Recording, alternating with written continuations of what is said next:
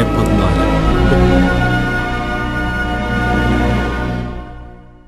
ഒരു ദിവസം ശൗലിന്റെ മകൻ യോനാഥാൻ തന്റെ ആയുധവാഹകനായ ബാല്യക്കാരനോട്, വരിക, നാം അങ്ങോട്ട് ഫിലിസ്ത്യരുടെ പാളയത്തിന്റെ നേരെ ചെല്ലുക എന്ന് പറഞ്ഞു.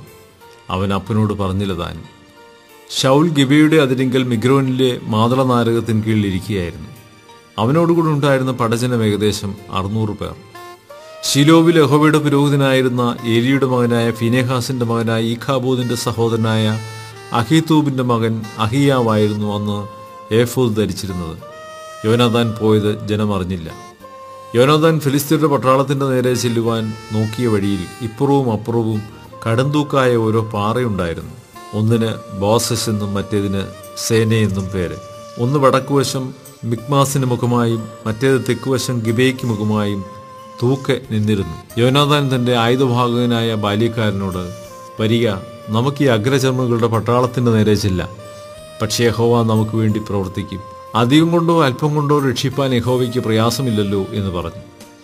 ആയുധവാഹകൻ അവനോട്, നിന്റെ മനസ്സുപോലെയൊക്കെയും ചെയ്യുക, നടന്നുകൊള്ളുക, നിന്റെ ഇഷ്ടം പോലെ ഞാൻ നിന്നോട് കൂടി ഉണ്ട് എന്ന് പറഞ്ഞു. അതിന് യോനാഥാൻ പറഞ്ഞത്, നാം അവരുടെ നേരെ ചെന്ന് അവർക്ക് നമ്മെ തന്നെ കാണിക്കാം. ഞങ്ങൾ നിങ്ങളുടെ അടുക്കൽ വരുവോളം നിൽപ്പീനെന്ന് അവർ പറഞ്ഞാൽ നാം അവരുടെ അടുക്കൽ കയറിപ്പോകാതെ നിന്നിടത്ത് തന്നെ നിൽക്കണം. ഇങ്ങോട്ട് കയറി വരുവീനെന്ന് പറഞ്ഞാലോ നമുക്ക് കയറിച്ചല്ല. യഹോവ അവരെ നമ്മുടെ കയ്യിൽ ഏൽപ്പിച്ചിരിക്കുന്നു എന്നതിന് ഇത് നമുക്ക് അടയാളമായിരിക്കും. ഇങ്ങനെ അവർ ഇരുവരും ഫിലിസ്ത്യരുടെ പട്ടാളത്തിന് തങ്ങളെ തന്നെ കാണിച്ചപ്പോൾ, ഇതാ, എബ്രായർ ഒളിച്ചിരുന്ന പൊത്തുകളിൽ നിന്ന് പുറപ്പെട്ടു വരുന്നുവെന്ന് ഫിലിസ്ത്യർ പറഞ്ഞു. പട്ടാളക്കാർ യോനാഥാനോടും അവൻ്റെ ആയുധവാഹകനോടും, ഇങ്ങോട്ട് കയറി വരുവീൻ, ഞങ്ങളൊന്ന് കാണിച്ചു തരാമെന്ന് പറഞ്ഞു. അപ്പോൾ യോനാഥാൻ തൻ്റെ ആയുധവാഹകനോട്, എൻ്റെ പിന്നാലെ കയറി വരിക, യഹോവ അവരെ ഇസ്രായേലിൻ്റെ കയ്യിൽ ഏൽപ്പിച്ചിരിക്കുന്നു എന്ന് പറഞ്ഞു. അങ്ങനെ യോനാഥാനും അവൻ്റെ പിന്നാലെ ആയുധവാഹകനും തത്തിപ്പിടിച്ച് കയറി. അവർ യോനാഥാൻ്റെ മുമ്പിൽ വീണു. ആയുധവാഹകൻ അവൻ്റെ പിന്നാലെ കൊന്നും കൊണ്ട് നടന്നു. യോനാഥാനും ആയുധവാഹകനും ചെയ്ത ഈ ആദ്യ സംഹാരത്തിൽ 1/2 ഏക്കർ നിലത്തിൻ്റെ പാതി നീളത്തിനകം 20 പേർ വീണു. പാളയത്തിലും പോർക്കളത്തിലും സർവ്വജനത്തിലും നടുക്കമുണ്ടായി. പട്ടാളവും കവർച്ചക്കാരും കൂടെ വിറച്ചു. ഭൂമി കുലുങ്ങി, വലിയൊരു നടുക്കമുണ്ടായി. അപ്പോൾ ബെന്യാമീനിലെ ഗിബയിൽ നിന്ന് ശൗലിന്റെ കാവൽക്കാർ നോക്കി പുരുഷാരം ചിന്നി അങ്ങുമിങ്ങും ഓടുന്നത് കണ്ടു. ശൗൽ കൂടെയുള്ള ജനത്തോട്, എണ്ണി നോക്കി നമ്മിൽ നിന്ന് പോയവർ ആരെന്നറിവീനെന്ന് കൽപ്പിച്ചു. അവർ എണ്ണി നോക്കിയപ്പോൾ യോനാഥാനും അവൻ്റെ ആയുധവാഹകനും ഇല്ലായിരുന്നു. ശൗൽ അഹിയാവിനോട്, ദൈവത്തിൻ്റെ പെട്ടകം ഇവിടെ കൊണ്ടുവരിക എന്ന് പറഞ്ഞു. ദൈവത്തിൻ്റെ പെട്ടകം ആ കാലത്ത് ഇസ്രായേൽ മക്കളുടെ അടുക്കൽ ഉണ്ടായിരുന്നു. ശൗൽ പുരോഹിതനോട് സംസാരിച്ചു കൊണ്ടിരിക്കുമ്പോൾ ഫിലിസ്ത്യരുടെ പാളയത്തിലെ കലാപം മേൽക്കുമേൽ വർദ്ധിച്ചു വന്നു. അപ്പോൾ ശൗൽ പുരോഹിതനോട്, നിന്റെ കൈ വലിക്ക എന്ന് പറഞ്ഞു. ശൗലും കൂടെയുള്ള ജനമൊക്കെയും ഒന്നിച്ചുകൂടി പടക്കിയിരുന്നു. അവിടെ അവർ അന്യോന്യം വെട്ടി വലിയ കലക്കമായിരിക്കുന്നത് കണ്ടു. മുമ്പേ ഫിലിസ്ത്യരോട് ചേർന്ന് ചുറ്റുമുള്ള ദേശത്തു നിന്ന് അവരോടുകൂടെ പാളയത്തിൽ വന്നിരുന്ന എബ്രായരും ശൗലിനോടും യോനാഥാനോടും കൂടെ ഉണ്ടായിരുന്ന ഇസ്രായേലിന്റെ പക്ഷം തിരിഞ്ഞു. അങ്ങനെ തന്നെ എഫ്രൈം മലനാട്ടിൽ ഒളിച്ചിരുന്ന ഇസ്രായേലിയരൊക്കെയും ഫിലിസ്ത്യർ തോറ്റോടിയെന്ന് കേട്ടയുടനെ അവരും പടയിൽ ചേർന്ന് അവനെ പിന്തുടർന്നു. അങ്ങനെ യഹോവ അന്ന് ഇസ്രായേലിനെ രക്ഷിച്ചു. പട ബേത്ആവെൻ വരെ പരന്നു. സന്ധ്യയ്ക്ക് മുമ്പും ഞാൻ എൻ്റെ ശത്രുക്കളോട് പ്രതികാരം ചെയ്യുമ്പോളവും ആഹാരം കഴിക്കുന്നവൻ ശപിക്കപ്പെട്ടവനെന്ന് ശൗൽ പറഞ്ഞ് ജനത്തെക്കൊണ്ട് സത്യം ചെയ്യിച്ചിരുന്നതിനാൽ ഇസ്രായേലിയർ അന്ന് വിഷമത്തിലായി. ജനത്തിൽ ഒരുത്തനും ആഹാരം ആസ്വദിച്ചതുമില്ല. ജനമൊക്കെയും ഒരു കാട്ടുപ്രദേശത്തെത്തി. അവിടെ നിലത്ത് തേനുണ്ടായിരുന്നു. ജനം കാട്ടിൽ കടന്നപ്പോൾ തേൻ ഇറ്റിറ്റ് വീഴുന്നത് കണ്ടു. എങ്കിലും സത്യത്തെ ഭയപ്പെട്ട് ആരും തൻ്റെ കൈ വായിലേക്ക് കൊണ്ടുപോയില്ല. യോനാഥാനോ തൻ്റെ അപ്പൻ ജനത്തെക്കൊണ്ട് സത്യം ചെയ്യിച്ചത് കേൾക്കാതിരുന്നതിനാൽ വടിയുടെ അറ്റം നീട്ടി ഒരു തേൻകട്ടയിൽ കുത്തി അതെടുത്ത് തൻ്റെ കൈ വായിലേക്ക് കൊണ്ടുപോയി. അവൻ്റെ കണ്ണ് തെളിഞ്ഞു. അപ്പോൾ ജനത്തിലൊരുത്തൻ, ഇന്ന് യാതൊരു ആഹാരമെങ്കിലും കഴിക്കുന്നവൻ ശപിക്കപ്പെട്ടവനെന്ന് പറഞ്ഞ് നിന്റെ അപ്പൻ ജനത്തെക്കൊണ്ട് സത്യം ചെയ്യിച്ചിട്ടുണ്ട്. ജനം ക്ഷീണിച്ചുമിരിക്കുന്നു എന്ന് പറഞ്ഞു. അതിന് യോനാഥാൻ, എൻ്റെ അപ്പൻ ദേശത്തെ കഷ്ടത്തിലാക്കി. ഞാൻ ഈ തേനൊരൽപ്പം ആസ്വദിക്കുകൊണ്ട് എൻ്റെ കണ്ണ് തെളിഞ്ഞത് കണ്ടില്ലയോ? ജനത്തിന് കണ്ടുകിട്ടിയ ശത്രുക്കളുടെ കൊള്ളയിൽ നിന്ന് അവർ എടുത്ത് ഇന്ന് വേണ്ടും പോലെ ഭക്ഷിച്ചിരുന്നുവെങ്കിൽ എത്ര നന്നായിരുന്നു. എന്നാലിപ്പോൾ ഫിലിസ്ത്യരുടെ അപജയം അത്ര വലുതായില്ലല്ലോ എന്ന് പറഞ്ഞു. അവർ അന്ന് മിക്മാസ് തുടങ്ങി അയ്യലോൻ വരെ ഫിലിസ്ത്യരെ സംഹരിച്ചു. ജനം ഏറ്റവും തളർന്നുപോയി. ആകയാൽ ജനം കൊള്ളയ്ക്ക് ഓടിച്ചെന്ന് ആടുകളെയും കാളകളെയും കിടാക്കളെയും പിടിച്ച് നിലത്തുവെച്ച് അറുത്ത് രക്തത്തോടുകൂടെ തിന്നും. ജനം രക്തത്തോടെ തിന്നുന്നതിനാൽ യഹോവയോട് പാപം ചെയ്യുന്നുവെന്ന് ശൗലിന് അറിവ് കിട്ടിയപ്പോൾ അവൻ, നിങ്ങളിന്ന് ദ്രോഹം ചെയ്യുന്നു, ഒരു വലിയ കല്ല് എൻ്റെ അടുക്കൽ ഉരുട്ടിക്കൊണ്ടുവരുവിനെന്ന് പറഞ്ഞു.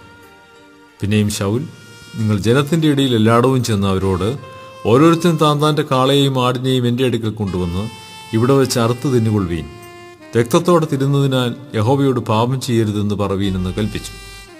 അങ്ങനെ ജനമെല്ലാം കാളകളെ അന്ന് രാത്രി കൊണ്ടുവന്ന് അവിടെ വെച്ച് അറുത്തു. ശൗൽ യഹോവയ്ക്ക് ഒരു യാഗപീഠം പണിതു. അത് അവൻ യഹോവയ്ക്ക് ആദ്യം പണിത യാഗപീഠമായിരുന്നു. അനന്തരം ശൗൽ, നാം രാത്രിയിൽ തന്നെ ഫെലിസ്തരെ പിന്തുടർന്ന് പുലരുവോളം അവരെ കൊള്ളയിടുക, അവരുടെ ഒരുത്തിനെയും ശേഷിപ്പിക്കരുതെന്ന് കൽപ്പിച്ചു. നിനക്ക് ബോധിച്ചതുപോലെയൊക്കെയും ചെയ്തു കൊള്ളുക എന്ന് അവർ പറഞ്ഞപ്പോൾ, നാം ഇവിടെ ദൈവത്തോട് അടുത്ത് ചെല്ലുക എന്ന് പുരോഹിതൻ പറഞ്ഞു. അങ്ങനെ ശൗൽ ദൈവത്തോട്, ഞാൻ ഫെലിസ്തരെ പിന്തുടരണമോ? നീ അവരെ ഇസ്രായേലിൻ്റെ കയ്യിൽ ഏൽപ്പിക്കുമോ എന്ന് അരുളപ്പാട് ചോദിച്ചു. എന്നാൽ അന്ന് അവൻ അരുളപ്പാട് ലഭിച്ചില്ല. അപ്പോൾ ശൗൽ, ജനത്തിൻ്റെ പ്രധാനികളൊക്കെയും ഇവിടെ അടുത്തു വരട്ടെ, ഇന്ന് പാപം സംഭവിച്ചത് ഏതു കാര്യത്തിലെന്ന് അന്വേഷിച്ചറിവീൻ.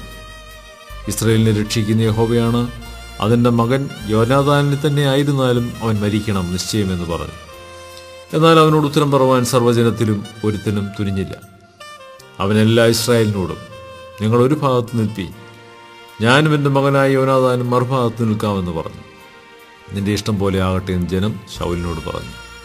അങ്ങനെ ശൗൽ ഇസ്രായേലിൻ്റെ ദൈവമായ യഹോവയോട്, നേർ വെളിപ്പെടുത്തി തരണമേ എന്ന് പറഞ്ഞു. അപ്പോൾ ശൗലിനും യോനാഥാനും ചീട്ട് വീണു, ജനം ഒഴിഞ്ഞുപോയി. പിന്നെ ശൗൽ, എനിക്കും എൻ്റെ മകനായ യോനാഥാനും ചീട്ടിടുവീനെന്ന് പറഞ്ഞു. ചീട്ട് യോനാഥാന് വീണു.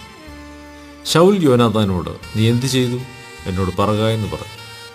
യോനാഥാൻ അവനോട്, ഞാൻ എൻ്റെ വടിയുടെ അറ്റം കൊണ്ട് അല്പം തേൻ ആസ്വദിച്ചതേയുള്ളൂ, അതുകൊണ്ടിതാ ഞാൻ മരിക്കേണ്ടി വന്നിരിക്കുന്നു എന്ന് പറഞ്ഞു.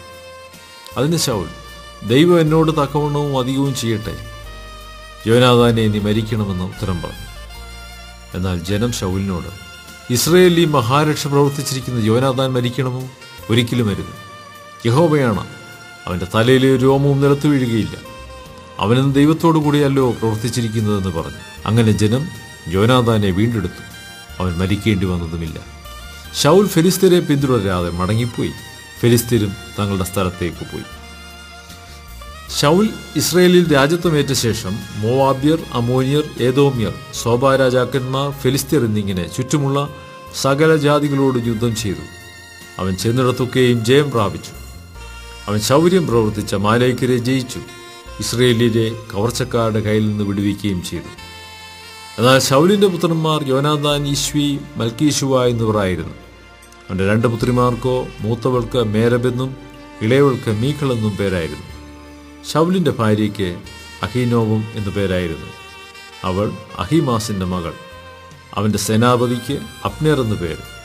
അവൻ ശൗലിൻ്റെ ഇളയപ്പനായ നേരിൻ്റെ മകൻ ആയിരുന്നു. ശൗലിൻ്റെ അപ്പനായ കീശും അബ്നേരിൻ്റെ അപ്പനായ നേരും അബിയേലിൻ്റെ മക്കൾ ആയിരുന്നു. ശൗലിൻ്റെ കാലത്തൊക്കെയും ഫിലിസ്ത്യരോട് കഠിന യുദ്ധമുണ്ടായിരുന്നു. എന്നാൽ ശൗൽ യാതൊരു വീരനെയോ ശൂരനെയോ കണ്ടാൽ അവനെ തൻ്റെ അടുക്കൽ ചേർത്തുകൊള്ളും.